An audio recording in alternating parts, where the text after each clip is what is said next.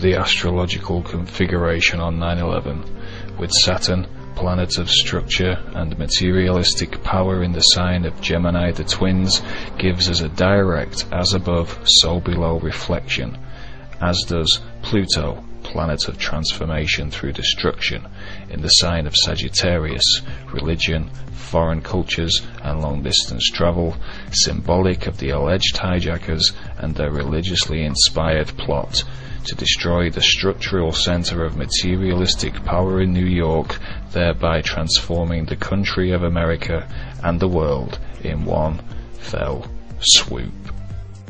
With such an impressive as above, so below correlation on that day, we ask the question, do you believe in magic? Are these 5 direct correlations between Saturn and the World Trade Center complex coincidence, astrological synchronicity, or are they the result of a little influence by a hidden helping hand? So what of Pluto and its role in the astrological configuration on 9/11? Well, Pluto, astrologically, and its planetary influences are said to govern deep transformation. Pluto also brings past tensions back to the surface, and Pluto also rules all things secretive.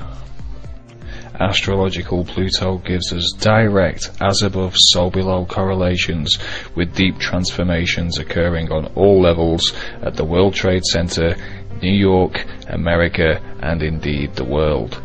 The long-standing Muslim-Christian tensions were brought back to the surface on a massive scale, and the terrorist organization Al-Qaeda and its alleged secret plot was laid open for all to see.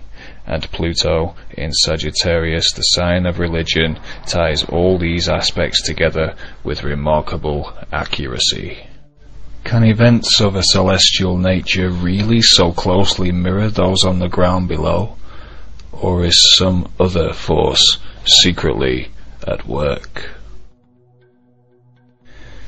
Given that Pluto postdates the origins of ancient astrology and the earlier practices of occult magic, and in the interest of impartial, factual truth-seeking, I find it necessary at this point to explore the history of the recently discovered and recently demoted celestial body, Pluto.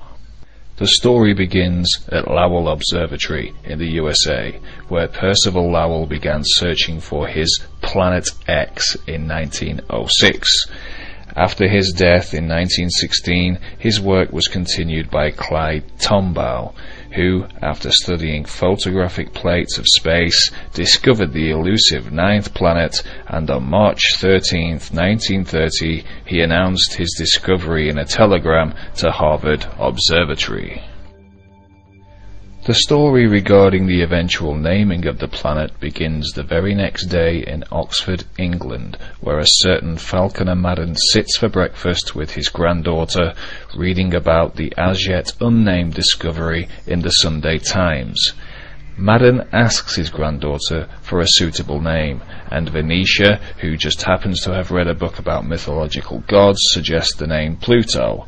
Madden, so enthralled by the suggestion, runs off to tell his friend Herbert Hall Turner, who just happens to be an astronomer royal.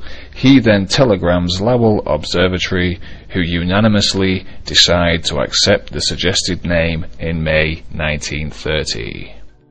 This seemingly non-occultic story takes a bizarre turn when we discover that there was another Saturn-Pluto opposition in 1930, the very essence of this series.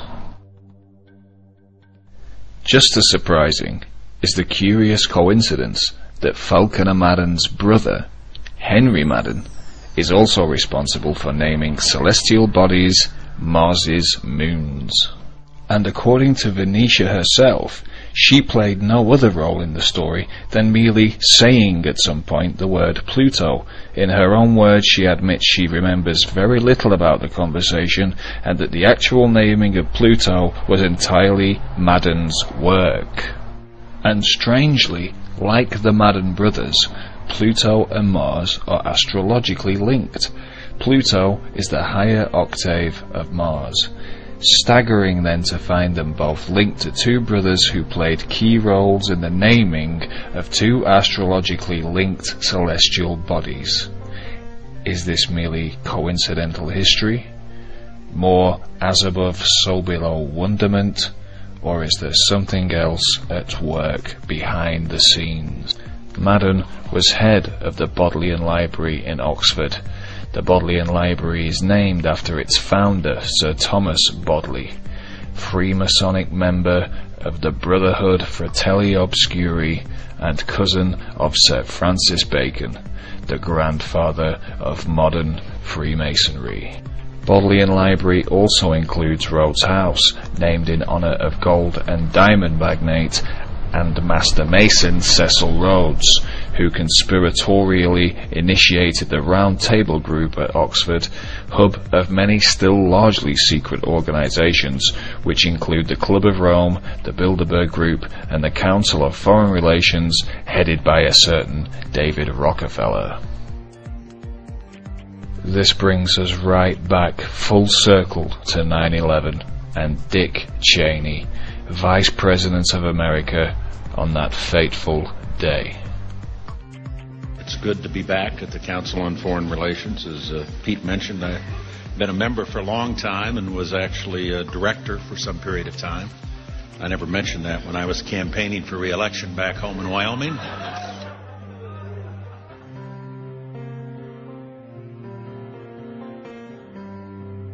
Is the story of the naming of Pluto by a little girl and her grandfather, who just happened to be best friends with an astronomer royal and whose brother just so happened to name the moons of Mars, as believable as it may or may not seem?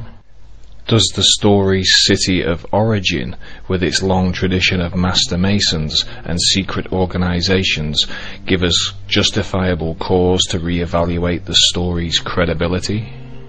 Why decide on the name Pluto and not one of the many other suggestions, one of which came from the astronomer's own widow?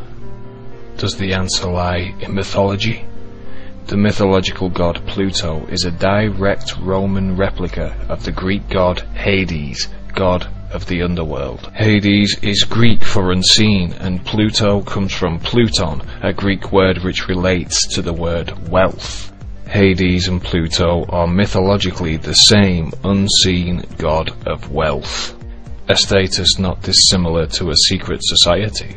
Pluto remains unseen because of his mythical cap of invisibility, and Grand Master Mason Sir Francis Bacon wrote in his collected essays, "For the helmet of Pluto which maketh the politic man go invisible is secrecy in the council." To the Greeks, Hades thrived on the misery of mankind, and as Sophocles wrote of Hades, he is enriched by our sighs and tears. With this in mind, consider Bush's key 9/11 speech about the alleged hijackers. Behind them is a cult of evil, which seeks to harm the innocent and thrives on human suffering. Theirs is the worst kind of cruelty. The cruelty that is fed, not weakened, by tears. Perhaps Bush's speechwriters are simply adept astrologers, or was it an unconscious mythological reference to Al-Qaeda? Or is Bush referring to something far more sinister indeed? Was the planet Pluto named after the unseen god of wealth who is enriched by human pain and whose cap makes the man of politics invisible, to act as a reference for something still largely unseen? Is it merely coincidence that these two entities should be established on the same day of the year? Is it coincidence that the planet and the god will be forever linked with images of virginity? And was the cap of invisibility once again placed upon Pluto in 2006 to prevent the would-be seeker from believing in magic at all? Do you believe in magic?